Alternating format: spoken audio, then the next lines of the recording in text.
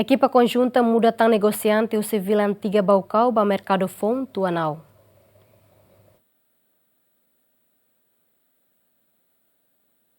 Equipa conjunta composta por autoridade município Baucau, PNTL, no FFDTL, muda tan negociante o civil antiga Baucau ba ia mercado municipal fon tuanaum. Chefe equipa conjunta Eduardo Felipe Ximenes suba negociante Sira atu coopera ho autoridade atu nune bele desenvolve município Baucau.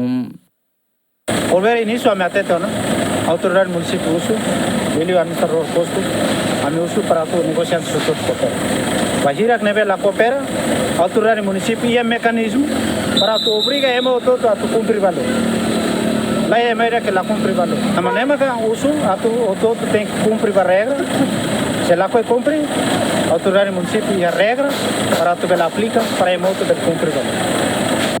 Negociante Vila Antiga sente triste, também mercado municipal foi um cidadão adequado, mas a autoridade municipal usa força de mudar negociante Siram.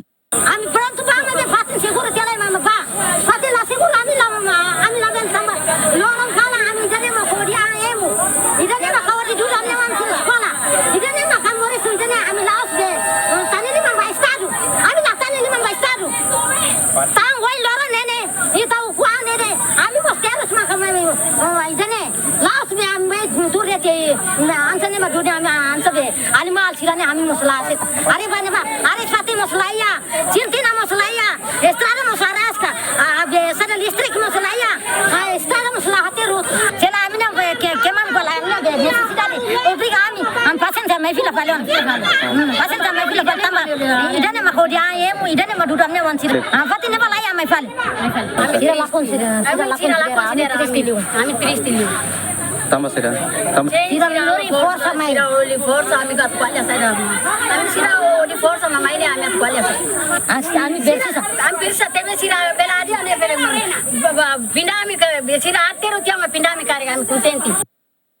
Total negociante Sira Husi Mercado Vila Antiga, Hamoto Clima no Racing Hat, e a tempo basic autoridade município Baucau, se muda tan negociante Sira Nebefan e a Dalang Nenin, no ocupa espaço público Siram, Feliciano Venâncio Belo, GMN.